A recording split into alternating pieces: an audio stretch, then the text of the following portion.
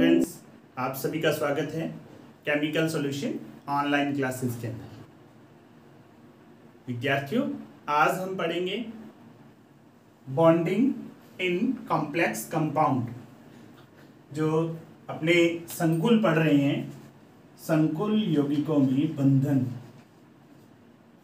संकुल यौगिकों में बंधन या बॉन्डिंग इन कॉम्प्लेक्स कंपाउंड्स। इसके अंदर कुछ थ्योरीज हैं, उनको अपने पढ़ेंगे। सबसे पहली जो थ्योरी आती है वो आपकी आती है Werner theory. Werner theory. Second जो आपकी आती है वो है VBT, जो कि आपकी है वैलेंसी बॉन्ड थ्योरी। तीसरी जो आती है वो आती है आपकी CFT, जो कि है क्रिस्टल फील्ड थ्योरी। और फोर्थ वन जो आपकी आती है वो होती है MOT, जो कि मॉलिक्यूलर ऑर्बिटल थ्योरी। आपके जो सिलेबस के अंदर है वो है ये तीन ही आपके 12th क्लास के अकॉर्डिंग है, फर्स्ट, सेकंड और थर्ड। फोर्थ वन जो है आप हायर क्लासेस के अंदर पढ़ेंगे MOT के बारे में, जहां आप BSc के अंदर इनका अध्ययन करेंगे। तो सबसे पहली थ्योरी आती है आपकी वर्नर थ्योरी। यहां केवल आपको इतना समझने की आवश्यकता है, जो वर्नर थ्योरी थी सबसे पहले 1893 के अंदर वर्नर नामक एक साइंटिस्ट थे। उन्होंने सबसे पहले कॉम्प्लेक्स जो कंपाउंड हैं, जिन्हें हम कोऑर्डिनेट कंपाउंड्स भी बोलते हैं, उनके बारे में सबसे पहले अध्ययन किया और उनके बारे में बताया। और वर्नर जो है वो पहले साइंटिस्ट थे जिनको इनऑर्गेनिक केमिस्ट्री के लिए नोबेल प्राइज मिला था। इनऑर्गेनिक केमिस्ट्री के लिए फर्स्ट नोबेल जो प्राइज है वो किनको मिला था? वर्नर को।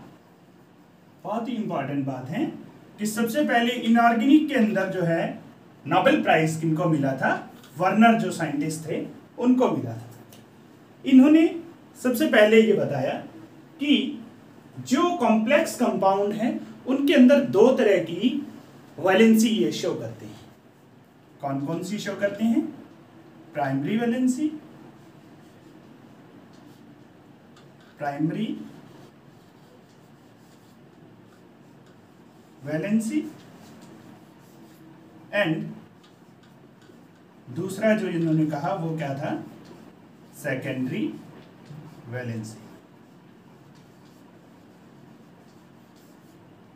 प्राइमरी वैलेंसी आपकी शो करेगी ऑक्सीडेशन नंबर को, ऑक्सीडेशन नंबर, और सेकेंडरी जो वैलेंसी है वह शो करेगी कोऑर्डिनेशन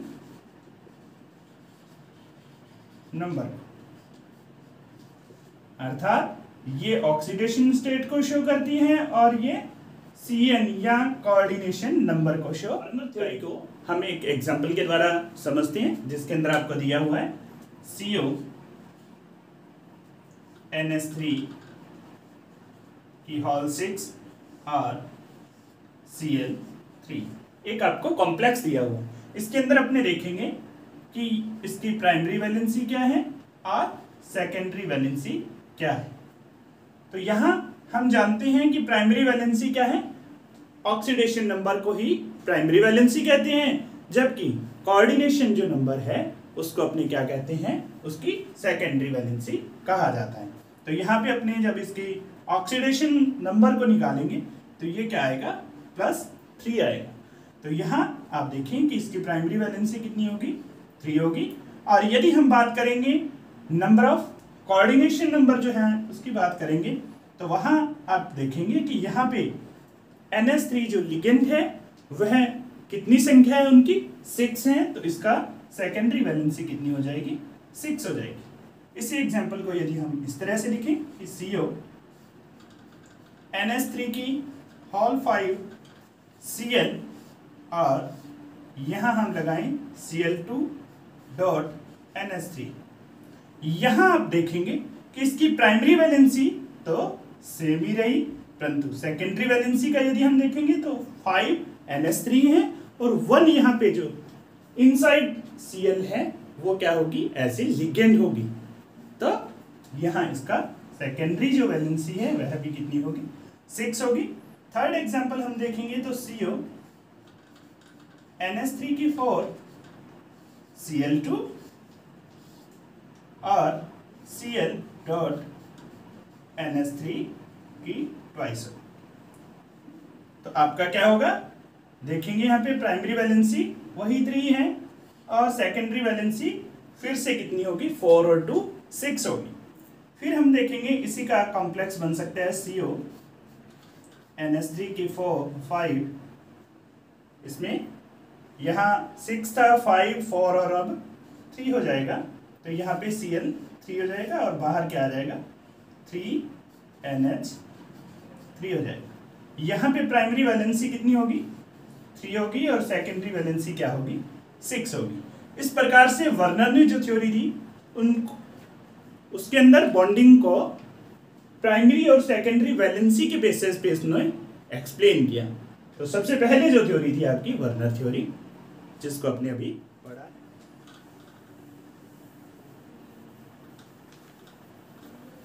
वर्नर ने जो थ्योरी दी थी उसके अंदर वह स्पष्ट नहीं कर पा रहा था कि वह जो कॉम्प्लेक्स कंपाउंड है वे चुंबकीय गुण किस प्रकार से दर्शाते हैं,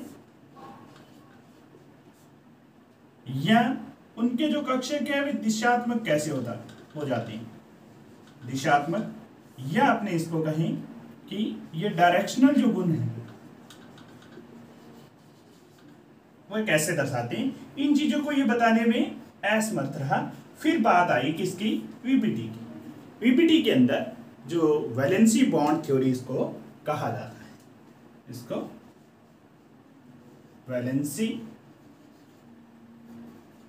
बॉन्ड थ्योरी भी कहा जाता है। ये जो थ्योरी थी वो पॉलिंग के द्वारा दी गई और इसके अंदर जो पॉलिंग महोदय थे उन्होंने स्पष्ट किया कि ये चुंबकीय गुण किस प्रकार से दर्शाएंगे। तो सबसे महत्वपूर्ण जो बात इन्होंने बताई वो क्या थी, इनके चुंबकीय जो गुण थे कॉम्प्लेक्स कंपाउंड के, उनको इन्होंने स्पष्ट किया। तो वीबीटी की कुछ बातें हैं, कुछ नियम हैं इसके भी, उनको अपने 1 by 1 पढ़ते हैं। तो सबसे पहली जो बात इन्होंने कही कि जो भी CMI है या मेटल जो है वह अपने जो ऑर्बिटल हैं S P D F जो हैं उनके अंदर उनको जो इलेक्ट्रॉन्स हैं उनको त्याग कर,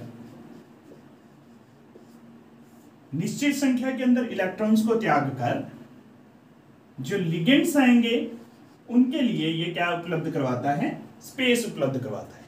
जो लिगेंड्स हैं उनके लिए ये SPDF जो कक्षक हैं उनमें से इलेक्ट्रॉनों को त्याग कर रिक्त जो कक्षक है वो उपलब्ध करवाता है।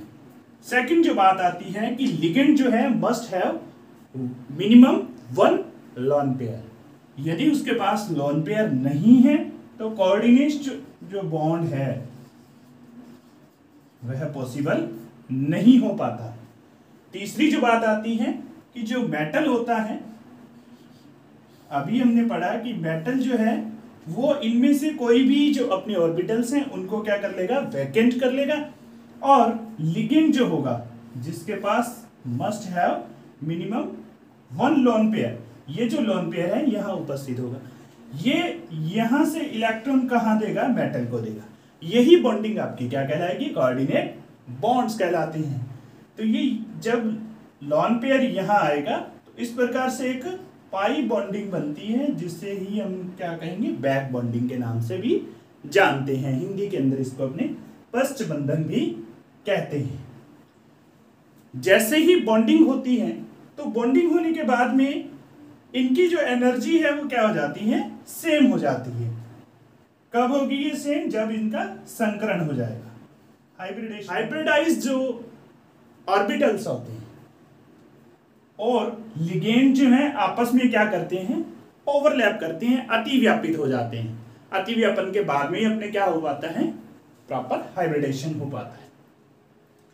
जैसे ही ये हाइब्रिडाइज हो जाएंगे, ओवरलैप हो जाएंगे, उसके बाद में मेटल और लिगेंड्स जो हैं वो निश्चित ज्यामिति वाले अणुओं का निर्माण करते हैं, जिसके अंदर हम पढ़ते भी हैं। यदि उनकी कोऑर्डिनेशन नंबर 2 रहता है, कोऑर्डिनेशन नंबर कितना रहता है, 2 रहता है, तो शेप कैसी बनने के चांस रहते हैं, लीनियर। यदि 3 रहता है, कोऑर्डिनेशन नंबर 3 रहता है, तो इसका जो शेप बनता है वह कैसा बनता है, समतल त्रिकोणीय बनता है, समतल त्रिकोणीय बनता है। यदि कोऑर्डिनेशन नंबर 4 रहता है तो इनकी जो आकृति बनती है वो कैसी बनती है, टेट्राहेड्रल बनती है, या स्क्वायर प्लेनर हो सकती है। और यदि इसके अंदर 5 रहती हैं तो ट्राइगोनल बाइपिरामिड रहेगी शेप। और इसी तरह अपने बढ़ेंगे कि 6 रहेगी तो अपने क्या पढ़ेंगे, इसकी शेप ऑक्टाहेड्रल बढ़ती, ऑक्टाहेड्रल रहती है, या अष्टफल की है इसकी आकृति रहती है। फिर बात आती है, इंपॉर्टेंट बात आती है, इस पे बहुत सी बार क्वेश्चन आपका पूछा जाता है, inner and outer orbital complex. इनके बारे में अभी अपने पढ़ते हैं, इनर और आउटर कॉम्प्लेक्स क्या है। तो देखिए,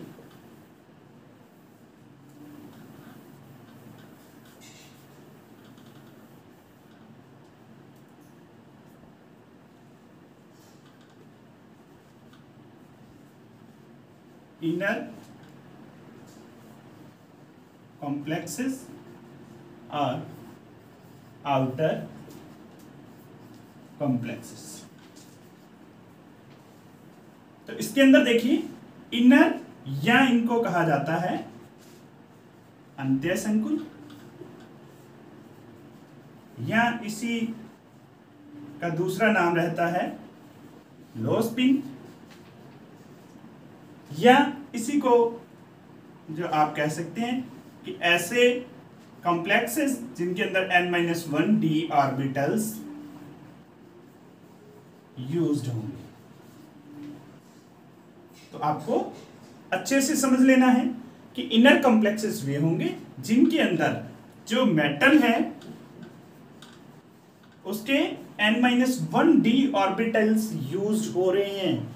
वे कॉम्प्लेक्सेस क्या कहलाएंगे, आपके इनर कॉम्प्लेक्सेस या अंत्यसंकुल या लो स्पिन इनको कहा जाता है। इसी का एक और भी नाम रहता है जिसे हम कह सकते हैं निमन चक्रण, निमन चक्रण।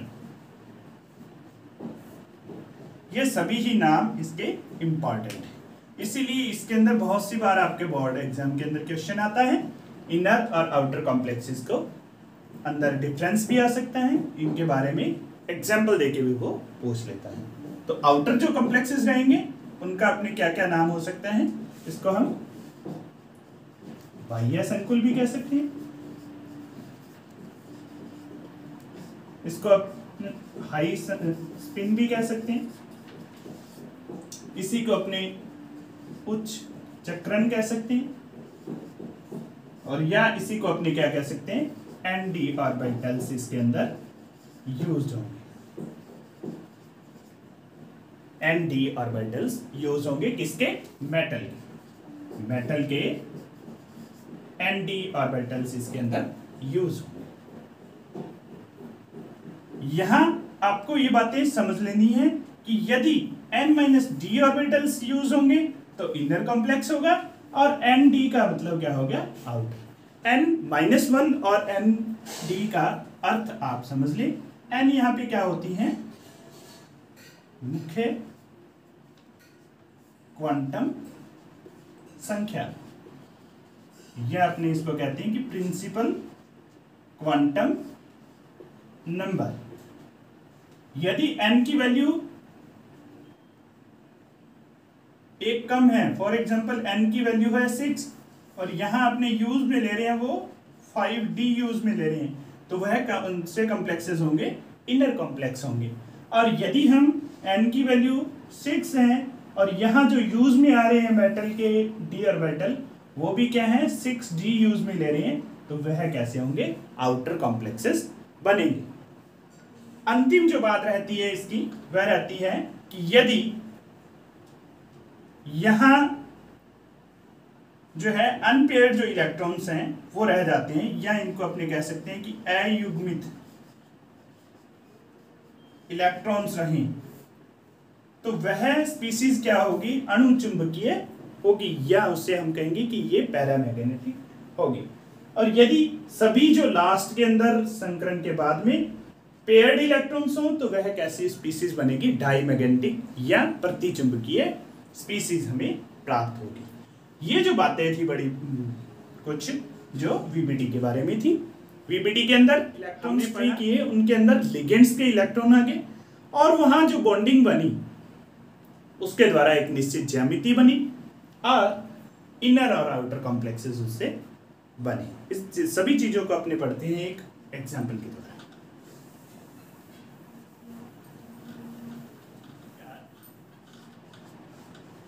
NH3 की 6 और 3+, तो यहां पे अपने सबसे पहले इसका ऑक्सीडेशन नंबर निकाल लेते हैं। तो कैसे निकलेगा, Cr का मैं मान रहा हूं x plus 6 into 0 is equal to +3, तो x इज इक्वल टू +3। तो यहाँ पे Cr जो है वह +3 स्टेट के अंदर है। इसका नाम भी यदि अपने लिखना चाहेंगे तो क्या बन जाएगा, hexa amine. Hexa number of ligands को बता रहे हैं और एमाइन इसका नाम है, और पॉजिटिव स्पीसीज है तो नाम चेंज होगा नहीं, क्रोमियम थर्ड और आयन।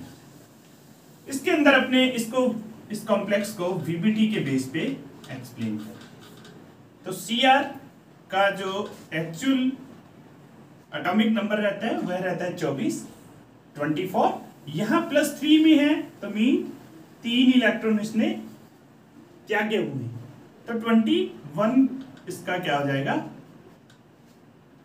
इसके अंदर नंबर ऑफ इलेक्ट्रॉन्स हो जाएंगे 21।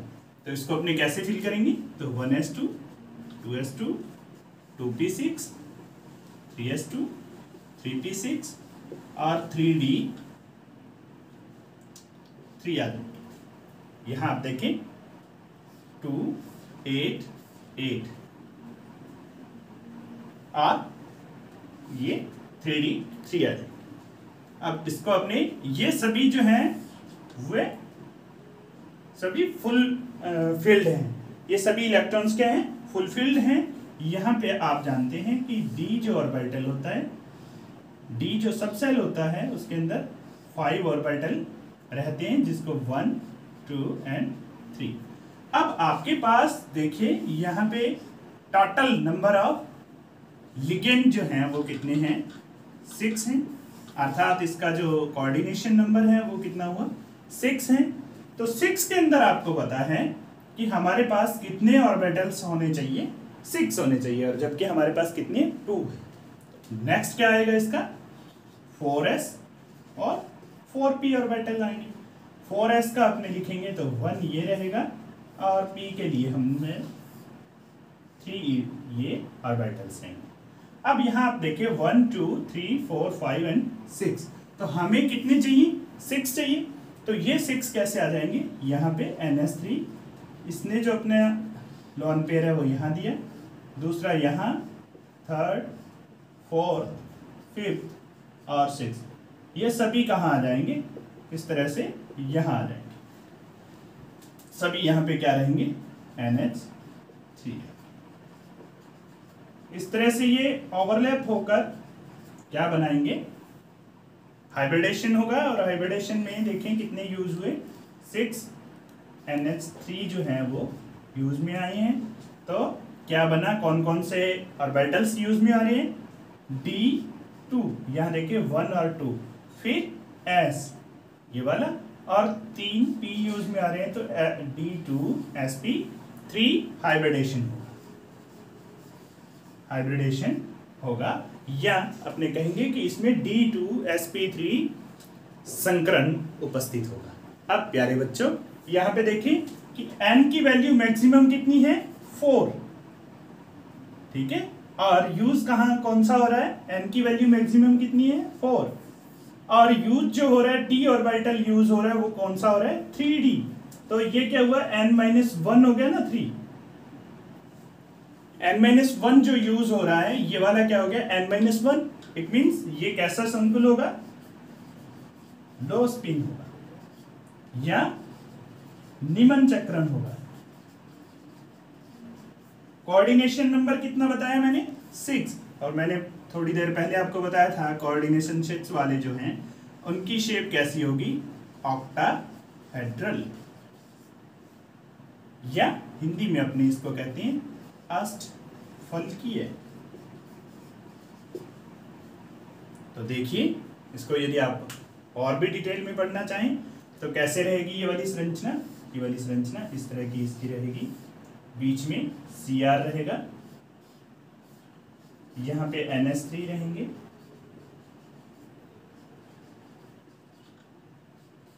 NH3 रहेंगे, एक नीचे रहेगा NH3 और एक ऊपर रहेगा। ये इसकी क्या होगी, शेप होगी। और यहाँ आप 3+ लगाएंगे, यहाँ ये इसका जो चार्ज है वो ऊपर लगाया जाता है, 3+ यहाँ पे आप लिखेंगे। ये ऑक्टाहेड्रल कॉम्प्लेक्स की आपकी शेप। अब दूसरा अपने एग्जांपल पढ़ते हैं जो कि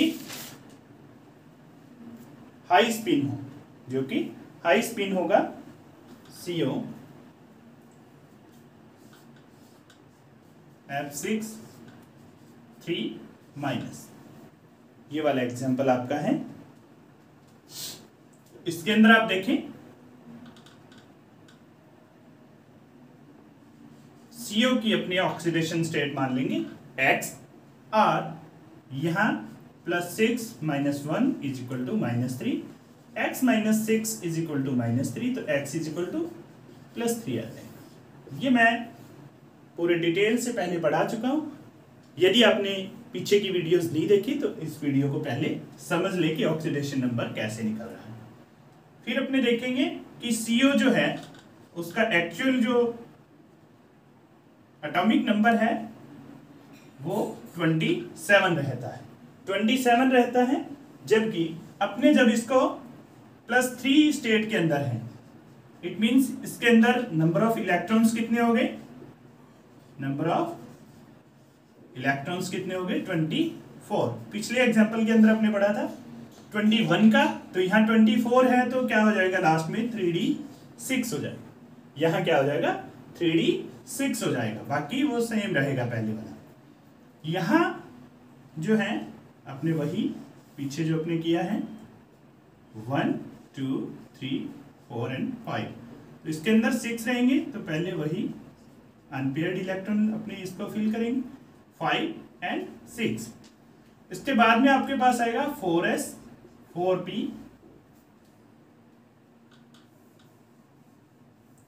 4s 4p और 4d। अब हमने यहां पे भी कुल जो कोऑर्डिनेशन नंबर है वो कितना चाहिए, 6। इसके इक्वली हमें क्या चाहिएंगे, वैकेंट ऑर्बिटल्स चाहिएंगे, जबकि हमारे पास यहां कोई भी वैकेंट ऑर्बिटल्स नहीं है। इसको मैं थोड़ा इधर लिख रहा हूं ताकि आपको अच्छे से समझ में आए। तो यहां देखिए 4s 4p के तीनों और 4d के अंदर कितने रहेंगे, आपके 5 रहेंगे। अब हमें चाहिए टोटल 6 वैकेंट ऑर्बिटल्स। तो यहां देखें कि फर्स्ट यहां आ जाएगा Cn, सेकंड यहां आ जाएगा, थर्ड यहां आएगा, फोर्थ यहाँ आ जाएगा, फिफ्थ यहाँ आ जाएगा और सिक्स्थ Cn नेगेटिव यहाँ आ जाएगा। तो टोटल जो है वो कितने हो गए? 6 Cn नेगेटिव। तो इसकी जो शेप है, इसका जो हाइब्रिडेशन है वो देखें, इसमें क्या क्या यूज हो रहे हैं। एक s orbital, 3 p orbital and 2 d orbital. तो टोटल कितने हो गए? 6। और शेप कैसी, इसका जो हाइब्रिडेशन होगा वह कैसे होगा? sp3d2। पिछले एग्जांपल के अंदर था d2sp3। तो यहां आपको ये ध्यान रखना है, लास्ट में यदि d आ रहा है इसका अर्थ ये हो गया कि nd ऑर्बिटल यूज में आ रहे हैं। nd ऑर्बिटल मैंने पहले भी बता चुका हूं। यहां मैक्सिमम जो n की वैल्यू है वो कितनी है? 4। और हाइब्रिडेशन में जो यूज में आ रहा है वो कौन से कक्षक आ रहे हैं? 4d कक्षक। इसलिए ये कैसा है? nd ऑर्बिटल्स या nd जो कक्षक हैं वो यूज में आ रहे हैं। तो इसका मतलब ये क्या हो गया? कैसा एग्जांपल हुआ? हाई स्पिन, या इसको अपने उच्च चक्रण भी कह सकते हैं। इसको अपने उच्च चक्रण भी कह सकते हैं। वही बात इसकी फिर कि इसके अंदर सभी जो हैं संरचना के अंदर अयुग्मित इलेक्ट्रॉन है। कैसे इलेक्ट्रॉन है?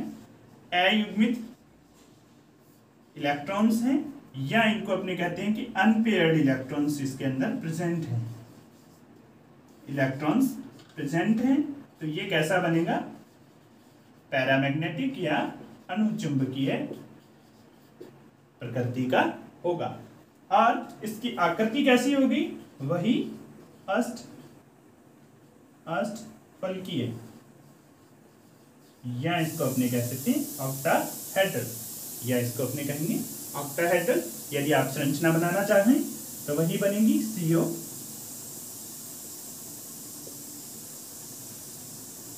F F F और ऊपर नीचे भी। ये जो शेप है वो आपकी ऑक्टाहेड्रल शेप कहलाती है। ये तो बात थी आपकी VBD के बारे में। अयुग्मित जो इलेक्ट्रॉन्स हैं उनके आधार पे अपने इसकी चुंबकीय जो गुण हैं उनको आसानी से बता सकते हैं। ये वाली बात अपने पहले भी की है। तो इसके अंदर अपने देखते हैं एक सूत्र के द्वारा भी हम इसके चुंबकीय गुणों की व्याख्या n+2। यहाँ n जो होता है नंबर ऑफ अनपेयर्ड इलेक्ट्रॉन्स। यहाँ n क्या रहता है? Number of unpaired electrons. जैसे अपने अभी एग्जांपल किया है CO F6 3 नेगेटिव। इसके अंदर नंबर ऑफ जो अनपेयर्ड इलेक्ट्रॉन्स आए थे वो कितने थे? 4 थे। तो यहाँ आपने देखेंगे कि n की वैल्यू 4 दी हुई है, तो अपने म्यू जो है उसकी वैल्यू निकाल सकते हैं। तो क्या हो जाएगा? 4 + 2, तो कितना हो जाएगा? 4 × 6 24। तो ये अप्रॉक्स 5 क्या आ जाएगा, या 4.9 क्या आप निकाल सकते। ये अप्रॉक्स 4.89 या 9 के लगभग इसको आप ले सकते हैं। इसकी जो यूनिट रहती है वो रहती है बोर मैग्नेटिक, BM इसकी यूनिट रहती है।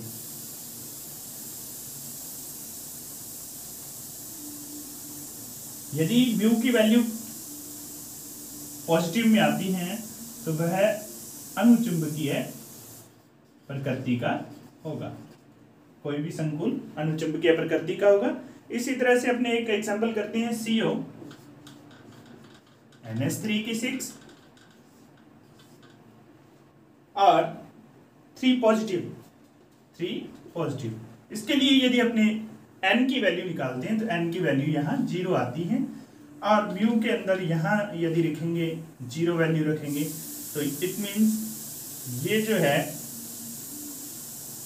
यौगिक जो होगा वो अणुचुंबकीय या डायमैग्नेटिक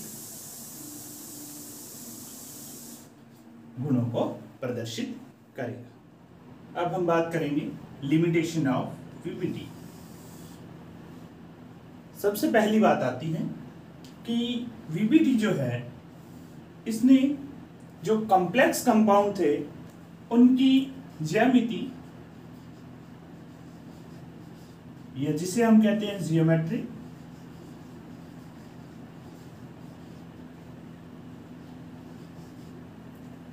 और इसकी जो मैग्नेटिक या चुंबकीय जो गुण थे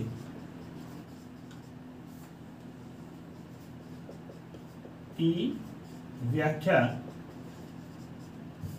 तो कर दी, परंतु कुछ बातें वीबीटी बताने में असमर्थ रहा, जिसमें सबसे पहली बात थी वो था कि इनर एंड आउटर जो कॉम्प्लेक्सेस बन रहे थे उनकी वीबीटी के द्वारा स्पष्ट व्याख्या संभव नहीं थी कि कब कोई कंपाउंड इनर बन रहा है और कब कोई कंपाउंड जो है आउटर कॉम्प्लेक्स बनेगा। इसकी व्याख्या हम वीबीटी के माध्यम से नहीं कर पा रहे थे। दूसरी जो मुख्य बात थी, कॉम्प्लेक्स जो कंपाउंड थे उनका कलर और उनका जो स्पेक्ट्रा था उसको भी हम वीबीटी के द्वारा एक्सप्लेन नहीं कर पा रहे थे। तीसरी जो महत्वपूर्ण बात थी वह थी कि इनके द्वारा जो मेटल आयन था उसको अधिक महत्व दिया गया, जबकि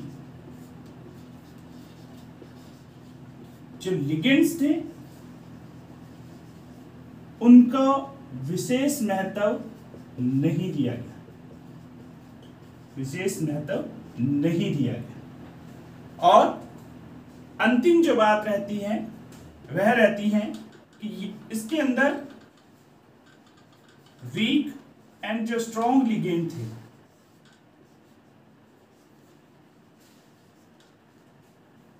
उनको भी विभेदित नहीं कर सकते थे, उनको भी विभेदित सब कमियों के चलते वीबीटी जो थ्योरी थी उसको भी नकार दिया। आज के लिए बच्चों इतना ही, मिलते हैं नए कंटेंट के साथ नए वीडियो में, तब तक के लिए धन्यवाद।